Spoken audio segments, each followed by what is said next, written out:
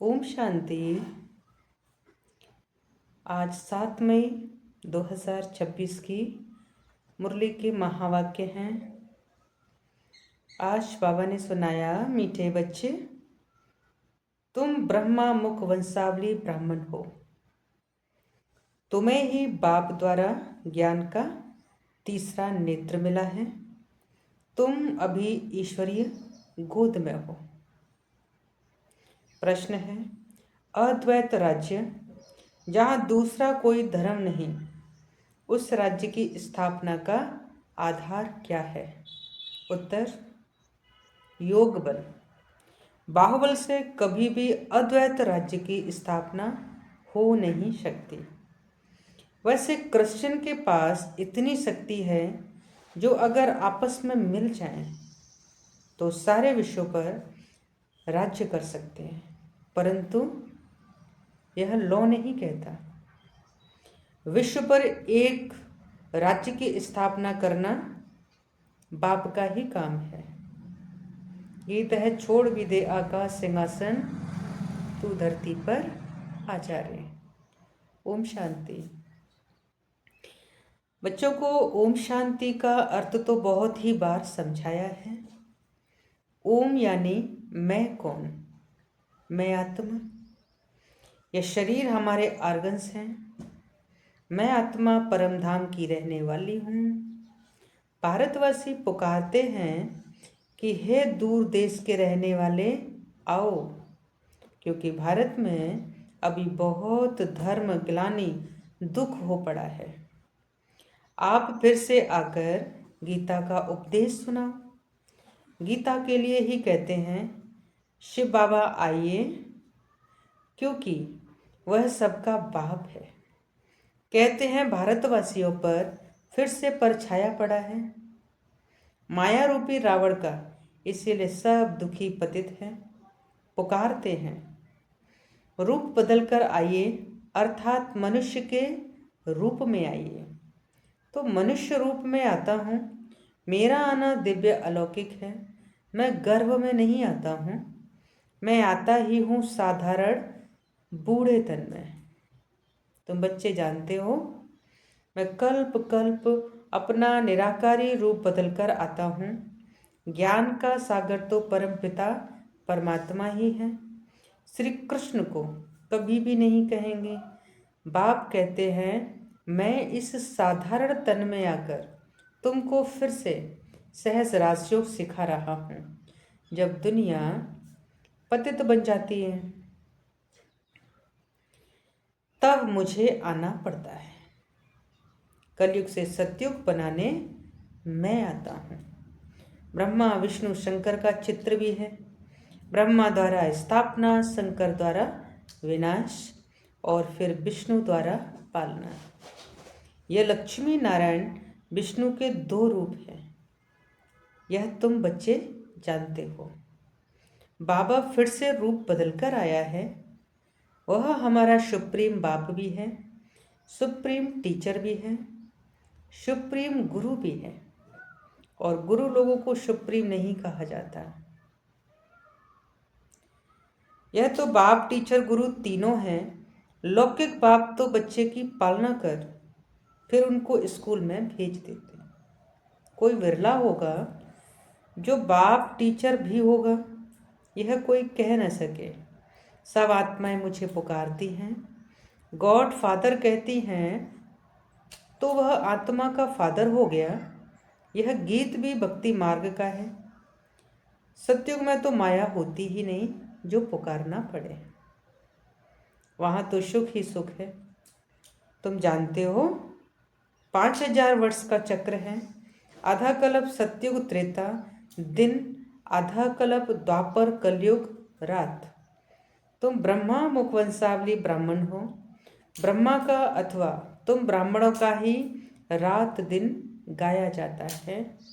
दिन और रात का ज्ञान भी तुम बच्चों को है। लक्ष्मी नारायण को यह ज्ञान नहीं। अभी तुम संगम पर हो। जानते हो, अभी भक्ति मार्ग पूरा हो, दिन उदय होता है। ये ज्ञान अभी तुमको बाप द्वारा मिला। कलयुग में व सतयुग में यह ज्ञान किसको भी होता नहीं। इसीलिए गाया जाता है ब्रह्मा का दिन, ब्रह्मा की रात। तुम अभी सूर्यवंशी चंद्रवंशी राज्य पाने का पुरुषार्थ कर रहे हो, फिर आधा कल्प के बाद तुम राज्य गवाते हो।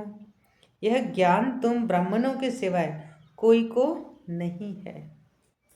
तुम देवताएं बन जाएंगे, फिर यह ज्ञान रहेगा ही नहीं। अभी है रात्रि, शिवरात्रि भी गाई जाती है, श्री कृष्ण की भी रात्रि कहते हैं, परंतु उसका अर्थ नहीं समझते। शिव की जयंती अर्थात शिव का, बाबा कहे शिव की जयंती अर्थात शिव का रीइनकोरोनेशन होता है। ऐसे बाप का दिवस कम से कम 1 मास मनाना चाहिए, जो सारी सृष्टि को पतित से पावन बनाते हैं। बाप कहते हैं मैं सबका लिबरेटर हूँ, गाइड बन सबको ले जाता हूँ। अभी तुम पुरुषार्थ करते हो राजयोग सीखने का। बाप तुमको ज्ञान का तीसरा नेत्र दे रहे हैं। आत्मा का रूप क्या है यह भी किसी को पता नहीं है। बाप कहे तुम आत्मा न अंगुष्ठे मिसल हो, न अखंड ज्योति मिसल हो, तुम तो स्टार हो बिंदी मिसल। मैं भी आत्मा बिंदी हूँ, परंतु मैं पुनर्जन्म में नहीं आता हूँ। मेरी महिमा ही अलग है। मैं सुप्रीम होने के कारण जन्म मरण के चक्र में नहीं आता हूँ। तुम आत्मा शरीर में आती हो तो 84 जन्म लेती हो। मैं इस शरीर में प्रवेश करता हूँ, यह लोन लिया हुआ है। बाप समझाते हैं तुम भी आत्मा हो, परंतु तुम अपने को रियलाइज नहीं करते हो कि हम आत्मा हैं। आत्मा ही बाप को याद करती है, दुख में हमेशा याद करते हैं, हे भगवान, हे रहम दिल बाबा, रहम करो। रहम मांगते हो क्योंकि वह बाप ही नॉलेजफुल, ब्लिसफुल, प्योरिटीफुल है, ज्ञान में भी फुल है, ज्ञान का सागर है। मनुष्य को ये महिमा दे नहीं सकते। सारी दुनिया पर विलिस करना ये बाप का ही काम है। वह है रचयिता, बाकी सब हैं रचना। क्रिएटर रचना को क्रिएट करते हैं, पहले स्त्री को अडॉप्ट करते हैं, फिर उनके द्वारा रचना रचते हैं, फिर उनकी पालना भी करते हैं, विनाश नहीं करते। यह बेहद का बाप आकर स्थापना, पालना, विनाश कराते हैं। आदि सनातन देवी देवता धर्म की पालना कराते हैं। सतयुग आदि में फट से राजधानी स्थापन हो जाती है, और धर्म वाले तो सिर्फ अपना अपना धर्म स्थापन करते हैं। फिर जब लाखों करोड़ों की अंदाज में वृद्धि हो जाती है तब राजाई होती है। अभी तुम राजधानी स्थापन कर रहे हो। योग बल से तुम सारे विश्व के मालिक बनते हो। बाहुबल से कभी कोई विश्व पर राजाई नहीं कर सकता।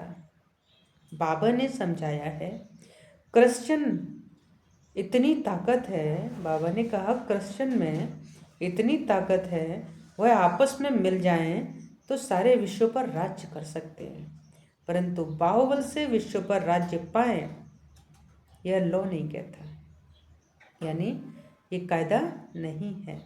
तो ड्रामा में ये कायदा ही नहीं है जो बाहुबल वाले विश्व का मालिक बने। तो बाप समझाते हैं विश्व की बादशाही योग बल से मेरे द्वारा ही मिल सकती है। वहाँ कोई पार्टीशन नहीं है, धरती आकाश सब तुम्हारे होंगे, तुमको कोई टच नहीं कर सकता। उनको कहा जाता है अद्वैत राज्य। यहाँ है अनेक राज्य। तो बाप समझाते हैं 5000 वर्ष बाद तुम बच्चों को यह राजयोग सिखाता हूँ। श्री कृष्ण की आत्मा अब सीख रही है। श्री कृष्ण पहला नंबर प्रिंस था, तो वह इस समय 84 जन्म के अंत में आकर ब्रह्मा बने हैं। तो ये बच्चों को समझाया है सृष्टि का चक्र कैसे फिरता है।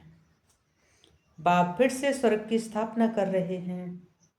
अनेक धर्म विनाश होने हैं, है। बाबा ने कहा अनेक धर्म विनाश जरूर होने हैं, एक धर्म की स्थापना हो जाएगी।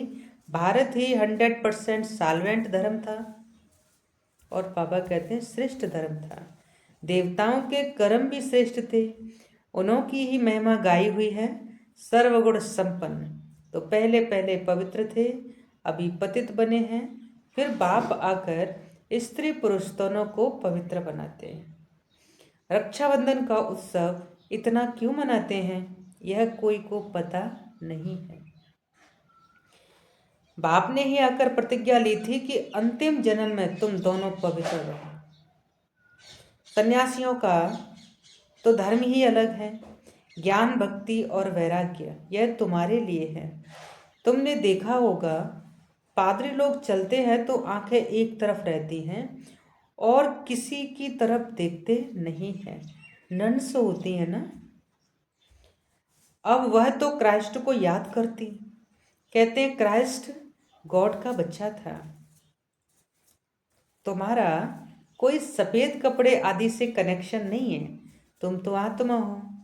नन वट नन, बाबा बोले नन बट वन, एक को ही याद करना है। सच्ची नन्स तो तुम हो, तुमको वर्षा उस बाबा से मिलना है, उनको याद करेंगे तभी विक्रम विनाश होंगे। इसीलिए बाप का फरमान है मामेकम याद करो। आत्मा का निश्चय न होने के कारण नन्स फिर क्राइस्ट को याद करती हैं। गॉड कौन है यह नहीं जानते हैं। भारतवासी जो पहले पहले आते हैं वही नहीं जानते। लक्ष्मी नारायण को यह सृष्टि का ज्ञान थोड़े ही है, ना वह त्रिकालदर्शी। त्रिकालदर्शी तुम ब्राह्मण बनते हो, तुमको कौड़ी से बदल हीरे जैसा पाप बनाते हैं। अब तुम ईश्वरीय गोद में हो, तुम्हारा यह अंतिम जन्म बहुत अमूल्य है। भारत की खास, दुनिया की आम तुम रूहानी सेवा करते हो, बाकी वह तो जिस्मानी सोशल वर्कर्स हैं, तुम हो रूहानी। तुमको सिखाने वाला सुप्रीम रूह है। हर एक आत्मा को बोलो बाप को याद करो। बाप को ही पतित पावन गाया जाता है। तुमको गिरने में 84 जन्म लगते हैं, फिर चढ़ने में 1 सेकंड लगता है। तो यह तुम्हारा इस मृत्यु लोक का अंतिम जन्म। मृत्युलोक मुर्दाबाद, अमरलोक जिंदाबाद होना है। इसको अमर कथा कहा जाता है। अमर बाबा आकर तुम अमर आत्माओं को अमर युग में ले चलने के लिए अमर कथा सुनाते हैं। तो बाप कहते हैं अच्छा और बातें भूल जाते हो तो सिर्फ अपने को आत्मा निश्चय कर मुझे एक बाप को याद करो। बुद्धि का योग मेरे साथ लगाओ तो तुम्हारे पाप भस्म हो और तुम पुण्य आत्मा बन जाएंगे। तुम मनुष्य से देवता बनते हो, यह नई बात नहीं है। 5000 वर्ष बाद बाप आकर तुमको वर्षा देते हैं, रावण फिर श्राप देते हैं। बाबा कहते ये खेल है, भारत की ही कहानी है। यह बातें बाप ही समझाते हैं। कोई भी वेद शास्त्र आदि में नहीं है और इसीलिए गॉड फादर को ही नॉलेजफुल, पीसफुल, विलिसफुल कहा जाता है। तुमको भी आप समान बनाते हैं। तुम भी पूज्य थे, फिर पुजारी बनते हो। आपे ही पूज्य, आपे ही पुजारी। यह भगवान के लिए नहीं है, तुम भारतवासियों की बात है। तुम पहले सिर्फ एक शिव की भक्ति करते थे, अव्यभिचारी भक्ति की, फिर देवताओं की भक्ति शुरू की, फिर नीचे उतरते आए और फिर से तुम देवी देवता बन रहे हो।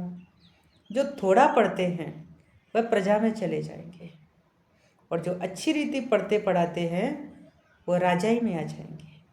प्रजा तो ढेर बनती है, एक महाराजा की लाखों करोड़ों के अंदाज में प्रजा होगी। तुम पुरुषार्थ करते ही हो, कलब पहले मुआफिक। पुरुषार्थ से पता पड़ जाता है कि माला में कौन कौन आने वाले हैं। प्रजा में भी कोई गरीब है, कोई शाहूकार बनते हैं। भक्ति मार्ग में ईश्वर अर्थ दान करते हैं। क्यों? ईश्वर के पास नहीं है क्या?